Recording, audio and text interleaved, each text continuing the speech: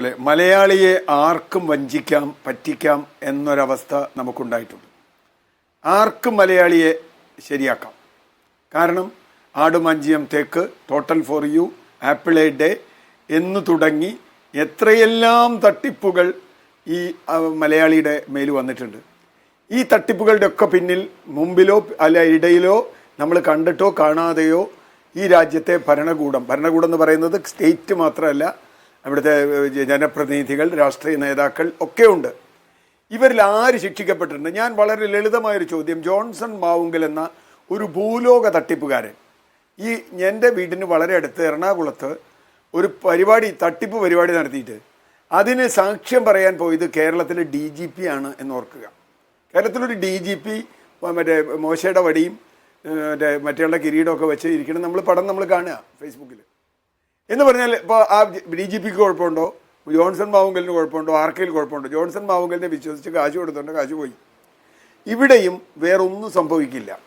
ആനന്ദകുമാർ ചെറിയ ബന്ധമല്ല ഉള്ളത് എന്ന് നിങ്ങൾ മാധ്യമങ്ങൾ തന്നെ കാണിക്കുന്ന ബന്ധങ്ങൾ കാണിക്കുന്നു. പ്രധാനമന്ത്രിക്കൊപ്പം, മുഖ്യമന്ത്രിക്കൊപ്പം, വിവിധ രാഷ്ട്രീയ നേതാക്കൾക്കൊപ്പം അദ്ദേഹം നിന്ന പടമെടുത്ത് അനന്തകൃഷ്ണനും കൂടെയുണ്ട് ചില സ്ഥലങ്ങളിൽ. ആ കൂടെ എടുത്ത് കാണിക്കുമ്പോൾ സാധാരണ മനുഷ്യരെന്താ വിചാരിക്കുക? അവരെ മുഖ്യമന്ത്രിയുടെയോ പ്രധാനമന്ത്രിയുടെയോ, ഞാൻ പറഞ്ഞ മറ്റ് രാഷ്ട്രീയ നേതാക്കളെക്കാളൊക്കെ ഒരു വ്യത്യാസം, ഇവർ രണ്ടുപേരും വലിയ ഭരണകൂട പിന്തുണയുള്ള ആളുകളാണ്.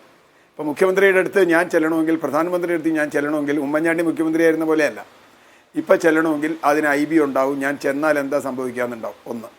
2, 5 മാസം മുമ്പ് ഇത്തരം ഒരു തട്ടിപ്പിനെ പറ്റി വളരെ വ്യക്തമായി സ്പെഷ്യൽ ബ്രാഞ്ച് സർക്കാരിനെ അറിയിച്ചിരുന്നു. ആ അറിയിപ്പ് അവഗണിച്ചുകൊണ്ട് അത് പരിഗണിക്കാതെ ഇവരെ രക്ഷിച്ചു നിർത്തിയത് ഇവിടുത്തെ ഒരു മുൻ ചീഫ് സെക്രട്ടറി ആണ് എന്ന് പറയുന്നു. വളരെ ഉന്നതരോ ഉദ്യോഗസ്ഥനാണെന്ന് പറയുന്നു. അവിടെ അതുണ്ട്. നമ്മൾ ഈ കേൾക്കുന്ന ഇപ്പോൾ ഒരുപക്ഷെ ഇതിന്റെ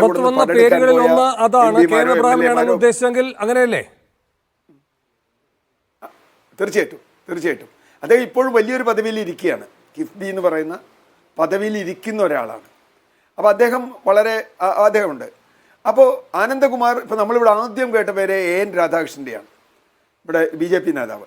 ഏറ്റവും ആദ്യം വന്ന പേര് അതാണെന്നാണ് എൻ്റെ ഓർമ്മ. AN രാധാകൃഷ്ണനും അനന്തകുമാറുമായിട്ടുള്ള ബന്ധം, അത് അങ്ങനെയുള്ള BJPയുമായിട്ടുള്ള ബന്ധം. ഇനിയിപ്പോൾ ഇതിൻ്റെ റിസൾട്ട് എന്തായിരിക്കും? ഇതിന് മുമ്പുണ്ടായ റിസൾട്ട് തന്നെ ഉണ്ടാവും. Total for you, apple A day. ആര് ശിക്ഷിക്കപ്പെട്ടു വീണു? ആര് ശിക്ഷിക്കപ്പെട്ടു? ജോൺസൺ മാവുങ്കൽ വരെ ആരാ ശിക്ഷിക്കപ്പെട്ടത് ഈ തട്ടിപ്പിൽ? ആരുമില്ല. കാശ് പോയവരുടെ കാശ് പോയി എന്ന് മാത്രമേ ഉള്ളൂ. ഇവരൊക്കെ രക്ഷിക്കാൻ വലിയ ആളുകൾ നമ്മുടെ നാട്ടിലുണ്ടാവും. ഇപ്പോൾ അനന്തകൃഷ്ണൻ ആനന്ദകുമാറിൻ്റെ പേരിലിടും. നാളെ ആനന്ദകുമാറിൻ്റെ പേരിൽ EDയോ CDയോ ആരെങ്കിലും ഒരു അന്വേഷണം നടത്തും. അവസാനം ആ കേസ് ഒരു 6-7 മാസം കഴിയുമ്പോൾ ഞാനും വേണും എല്ലാവരും മറക്കും. കാശ് പോയാൽ മാത്രം ഓർത്തുകൊണ്ടിരിക്കും. അത് മാത്രം ഇത്ര 10,000 കണക്കിന് മനുഷ്യരിൽ നിന്ന് 100 കണക്കിന് കോടി രൂപ പിരിച്ച് തട്ടിപ്പ് നടത്തി. ഇപ്പോൾ ഞാൻ ഒറ്റ ഉദാഹരണം പറയാം.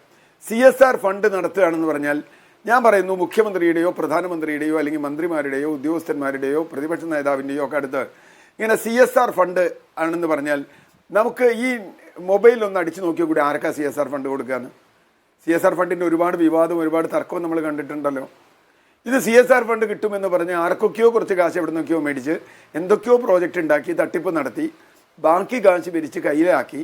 ഇപ്പോൾ ഇന്ന് എനിക്കറിയില്ല, ഞാനൊരു മാധ്യമത്തിൽ കണ്ടത് 3 മാസം മുമ്പ് ഞാൻ ഈ പരിപാടി ഉപേക്ഷിച്ചു, ഇവരുമായിട്ടുള്ള ബന്ധം ഉപേക്ഷിച്ചു എന്ന് ആനന്ദകുമാർ പറയുന്നതാണ്.